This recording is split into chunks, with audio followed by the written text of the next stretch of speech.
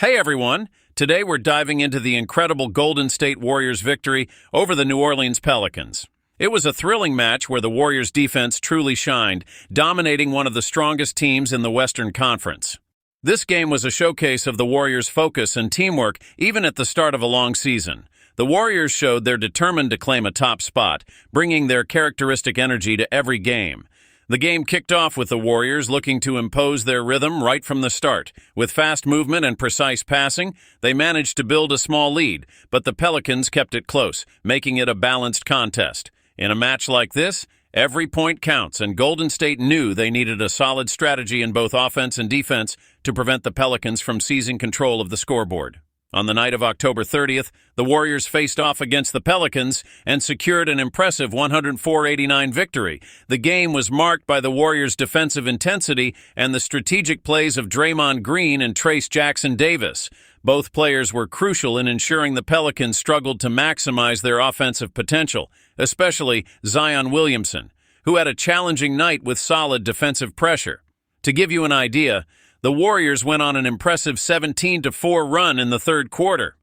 This was a turning point in the game, providing the Warriors with a comfortable lead and allowing them to control the tempo until the end. This stretch was a prime example of how a well-prepared team can make all the difference in critical moments of a close game. Let's dive into the individual highlights of this match. First up, we've got to talk about Trayce Jackson-Davis and Draymond Green. Their performances were vital, each bringing specific skills that complemented each other on the court, showing how essential teamwork is in basketball. Trayce Jackson-Davis. He brought tons of energy, scoring 15 points and grabbing 9 rebounds. Jackson-Davis showed strength in the paint and was a key defensive asset, helping the team position well against a tough Pelicans offense. His presence was notable, especially when he limited the opponent's shots and secured critical rebounds for the Warriors. He's the type of player who, even without being in the spotlight every game, makes a difference when the team needs it most. Draymond Green. Green was also outstanding, scoring 14 points, dishing out 6 assists, and dominating on defense with no less than 5 blocks. Beyond the stats, his impact is something only fans watching the game can fully appreciate. Draymond Green consistently elevates the Warriors' defense, not just physically, but also mentally. He anticipates plays, pressures opponents, and creates opportunities for the team. On a night where defense was key, Green showed why he's one of the team's leaders. A standout point was, without a doubt, the Warriors' defense. Against the Pelicans, their defensive strategy was crucial in keeping players like Zion Williamson in check. For many, he's one of the league's most dangerous players, capable of destabilizing any defense with his strength and skill. However, the Warriors proved they were ready for the challenge, effectively limiting most of his drives. Zion had a rough night, scoring just 12 points on 5 of 20 shooting. Draymond and the team forced Zion into one of his worst shooting nights, making him play on the edge. The Warriors' relentless defensive pressure was unstoppable, knowing exactly how to frustrate the Pelicans' attempts to control the game. This intense defense is what sets the Warriors apart from many teams in the NBA. The team knows precisely when to press and how to shut down key opponents. Additionally, every player understands their defensive role, operating with discipline and allowing the Warriors to maintain a solid defense, even against offensive powerhouses like the Pelicans. In the third quarter, the Warriors went on an incredible 17-4 run. This momentum swing changed the game entirely. By combining solid defense and consistent shooting, they opened a comfortable lead. At that moment, the Warriors showed their strength. With a well-coordinated run, they neutralized the Pelicans' offensive moves and built a lead that was crucial for the win. Another highlight was Buddy Hield, who led the Warriors in scoring with 21 points. He hit 3-pointers that helped seal the win, keeping the Pelicans' defense on high alert. Hield has been a consistent and efficient player for the Warriors, and his accuracy from long range is a critical asset for spacing the floor. He proved his value in key moments, helping keep the game's rhythm in favor of the Warriors. Check out his shot selection. Hield showed amazing 3-point efficiency, maintaining pressure at critical moments and ensuring the Warriors' control over the game. It's always impressive to see a player this confident and determined on the court. After the game, Draymond Green spoke about the team's performance and the importance of defense. According to him, the Warriors are just beginning to show what they're capable of. In his words, defense is the heart of this team, and every player understands their role on the court. These words highlight the Warriors' determination this season, with the potential to bring even more wins if they keep playing like this. Now, the Warriors have a challenging schedule ahead. They'll face strong teams in the upcoming week, and maintaining this defensive intensity will be crucial for keeping up the wins. The Warriors know that consistency is key, and as the schedule gets tougher, every win becomes even more valuable. We'll see how the Warriors handle the next challenges and whether they can maintain this level of regularity on the court. Defense will again be the key to staying atop the Western Conference. The team seems focused and determined to keep their winning streak going, but we all know the season is long and full of surprises. That's when the Warriors need to keep their composure and continue evolving. So everyone, what did you think of this amazing Warriors victory? Which player surprised you the most? Let us know in the comments. If you're not yet subscribed, make sure to hit that subscribe button to stay updated on all things Golden State Warriors. Let's follow every victory this season together. Until the next video, and go Warriors. Brandon, you've talked about with the mask, it's been a little bit tough getting your shot going. How good did it feel to get 3 of those 3-pointers falling? Yeah, I don't think it's more so my shot that it affects. I think it's decisions around the rim that affects, just because when I look up, just with my eyes, I see the mask, but if I have to look my head up, I can see clearly. So I think that's the biggest part, but just letting it fly. Obviously, Steph's not here, and he shoots a lot of threes, so, making up for that. Just wanted to be aggressive coming out the gates, and I think I did pretty good with that. And obviously, you guys' depth has been talked about this entire season. To see someone like Lindy Waters get an opportunity and answer the call tonight, what'd that mean to you? Yeah, I mean, I see the work he puts in on a daily. Even after Steve kind of told him that he wouldn't be in the rotation to start the year, he's still the same Lindy, both on and off the floor. And so he's been working for it. He's been in the G League. He's been with OKC, obviously, with the big team. And he just knows what it means to be a pro. And you guys just saw what he's put into the game, flourish tonight.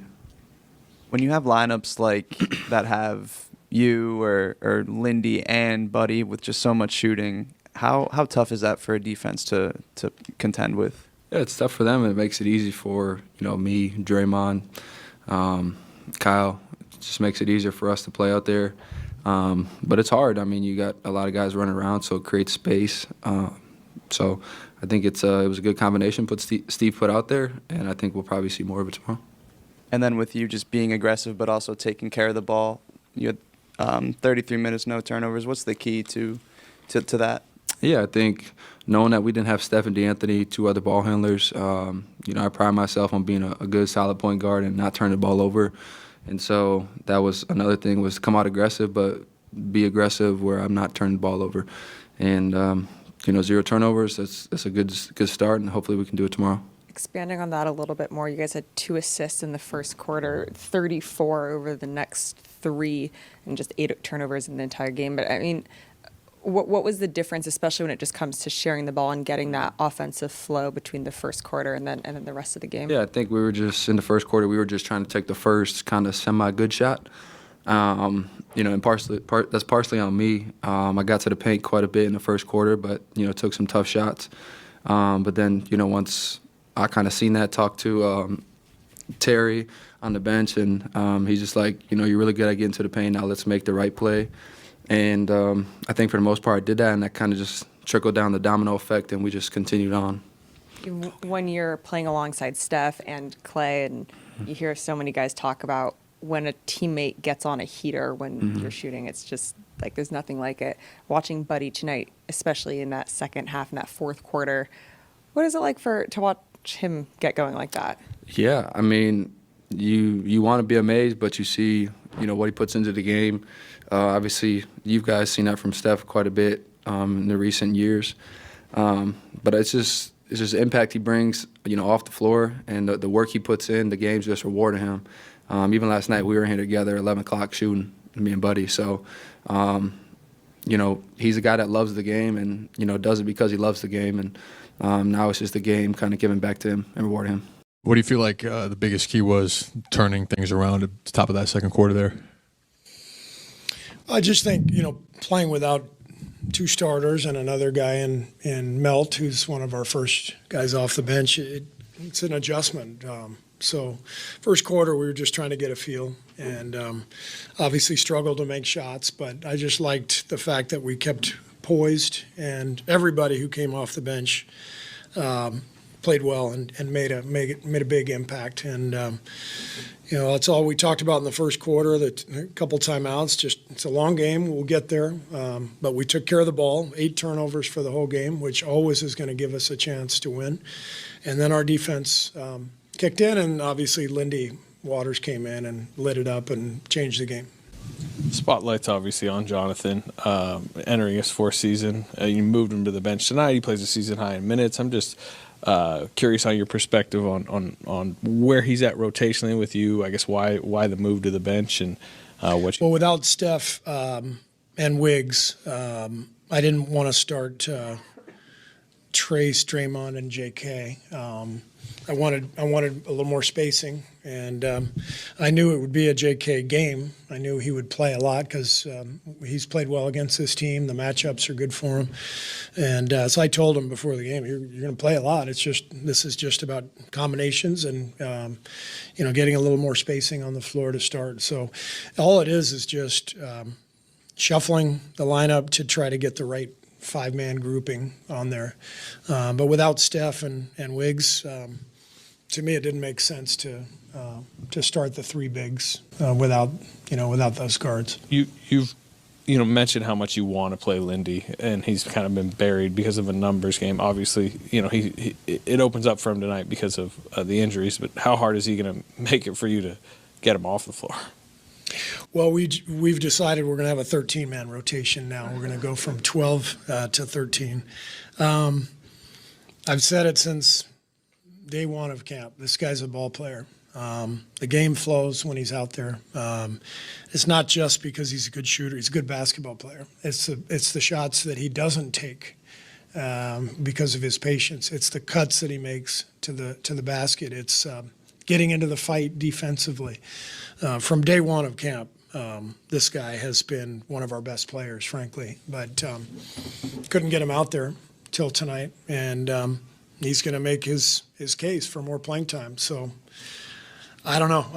I'm just happy to have this kind of depth for nights like tonight where we're missing 3 guys, and it'll pay off big time for us over the course of the 82.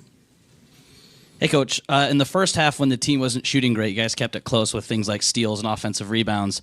And then in the second half, the shots started falling, and you guys sort of pulled away with it. So how important are the little things like the steals and the offensive rebounds when the shots aren't falling? Yeah, I mean, that's kind of the name of the game is, can you win?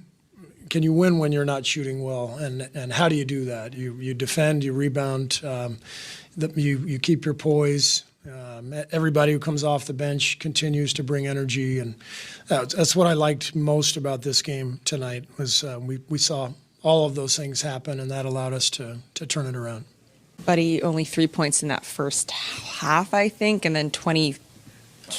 I'm really bad at math. 25 through the rest of it. I know with shooters, you guys always say, just keep shooting, and one of them will eventually go in. What did you see from him and his game through the second half of tonight? I saw the same thing I've seen from Buddy Hield for 8 years or however long he's been in the league. This is kind of what he's about. He's one of those guys who has a short memory. Missed shots don't bother him, and all it takes is one. And I just thought he was fantastic with his confidence and his rhythm, and just letting the game happen and not worrying about the misses early on.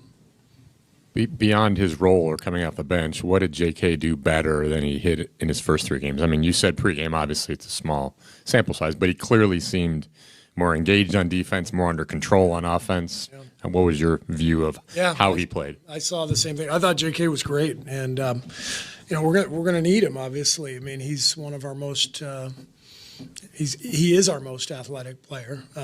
He's got great size, and there's games like tonight where we have to have him, and there's other games where maybe things aren't going his way, and that's okay. It's like this is about winning, and this is a deep team. The thing I've asked all these guys to do is just commit, and every night's going to be different. And just because the first 3 games didn't really go his way, I mean, we got 78 more now. So I think it's okay for guys to have a slow start or a couple tough nights, but I'm very confident JK is going to make a huge impact for us.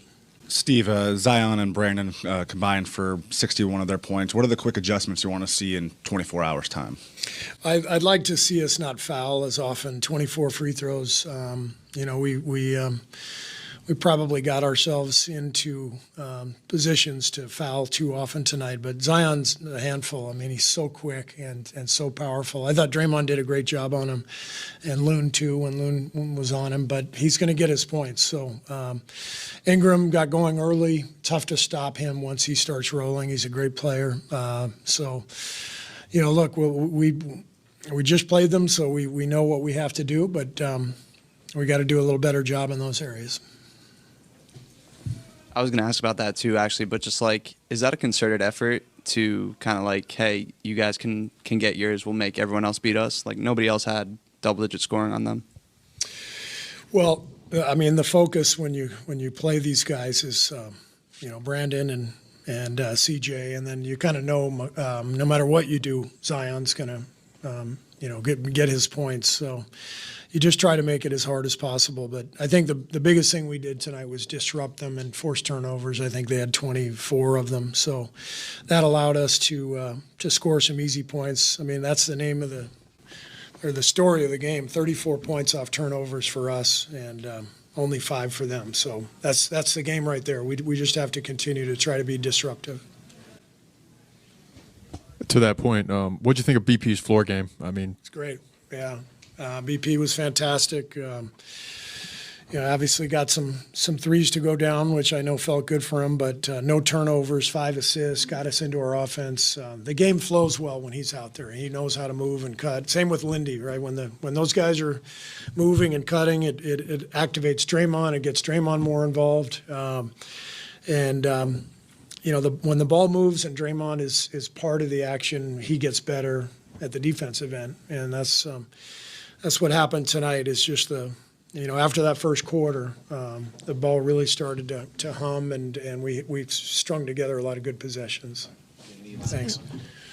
Steve, along those lines, that third quarter stretch when Moody came off after a basket at a timeout by the Pelicans, you seemed really excited about just the way guys were being unselfish and moving the ball. That sequence, that whole, stretch there in the third seemed to be pretty significant.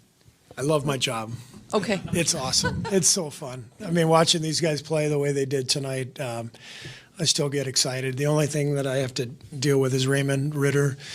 That part of the job, I try to just take it one day at a time. But watching these guys play brings me a lot of joy, and that counteracts Raymond's impact. So thanks.